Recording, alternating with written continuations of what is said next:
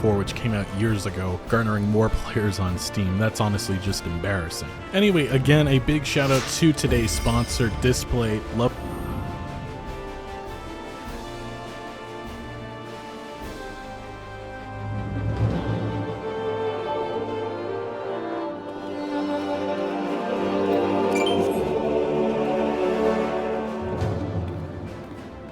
The Fierce Deity's mask is perhaps the most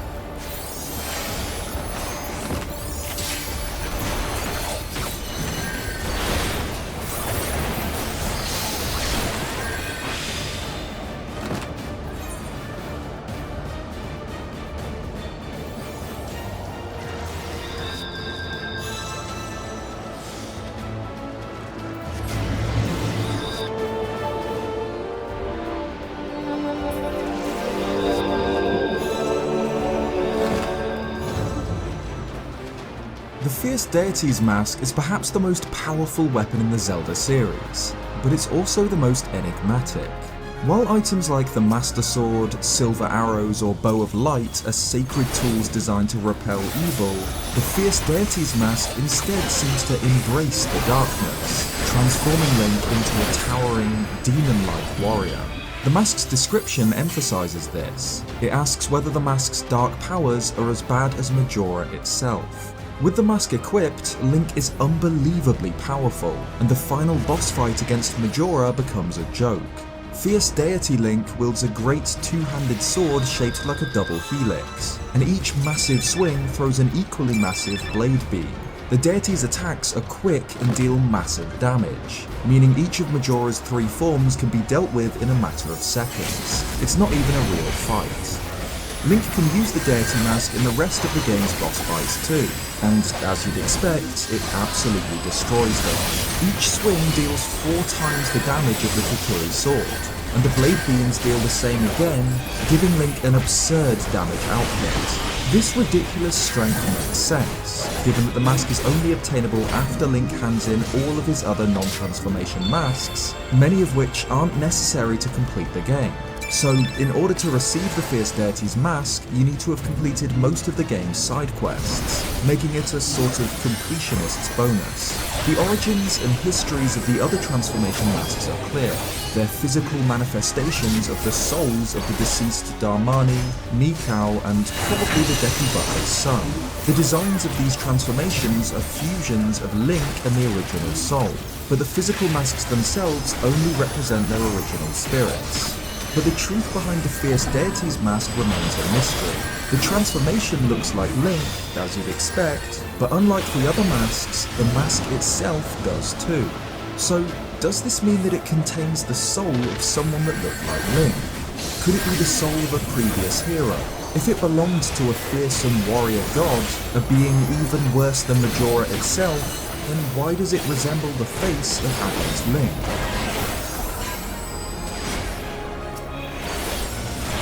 Link has 3 days in which to save Termina. Majora's Mask uses the Skull Kid like a puppet, and its power tears the moon from the sky. On the 3rd day, the moon hits Clock Town and the world comes to an end. That is, unless Link uses the Song of Time to reset these 3 days, beginning again on the dawn of the 1st day, 3 days away from the apocalypse. Using this time loop, Link is able to rescue the 4 giants from the 4 corners of Termina, and these great, ancient deities are able to stop the moon's descent, catching it before it collides with the clock tower. But even their mighty strength isn't enough. Majora sheds itself of the Skull Kid and forces the moon downwards. With no other option, Link enters the moon to face the end of the world alone. Inside the moon is a weird place. In contrast to the cataclysm happening in the outside world, Link finds himself in a peaceful field, surrounding a central tree on a hill. Around this tree, 4 children play, each wearing one of the 4 masks of the game's bosses, and a 5th child sits, alone, wearing Majora's mask. Talking to the child under the tree will initiate the final showdown against Majora, which takes place in a psychedelic chamber. But if Link first hands in all other masks in the game, save for the main 3 transformation masks, the child will present him with the most powerful mask in the game, the Fierce Deity's mask. But what is it? In a 2015 interview with Game Informer, Zelda producer Eiji Aonuma explained some details about Majora's mask. Regarding the transformation masks, he explains that they were created to contain the memories of people who have died. Often, there are things that they really wanted to do before they left this world, so becoming them is actually really painful because it's like hosting a really powerful spirit that's coming into you. This makes sense with what we see in the game. The masks materialize after the deaths of Mikau and Darmani, and the Deku mask probably appeared after the death of the Deku Butler's son. They contain this person's memories and regrets, and using them to transform is painful because your body becomes the host to these spirits. But Aonuma also goes on to discuss the Fierce Deity's mask. He suggests that the best way to think about the mask is that the memories of all the people of Termina are inside of it. So, in the same way that the Goron mask contains Darmani's memories, the Fierce Deity's mask supposedly holds the memories of all the people of Termina. This is supported by a gossip stone, which describes the Fierce Deity's mask as containing the merits of all masks, and also by the fact that in order to obtain the Fierce Deity's mask, Link needs to have collected all other masks and handed them to the children within the moon. While the Goron, Deku, and Zora masks contain the tormented souls of the deceased, many other masks are given to Link as rewards for acts of kindness, for helping the people of Termina. The Happy Mask Salesman describes Link's masks as being filled with happiness, that he's made a number of people happy. And most of the cryptic dialogue from the Moon Children references happiness, and how helping others and doing the right thing makes everybody happy. The Mask Salesman will comment on each of Link's masks, supporting this idea. The Blast Mask, once owned by the Old Lady and described as dangerous and filled with gunpowder, is said to be filled with feelings of gratitude after Link saved her from Sakon.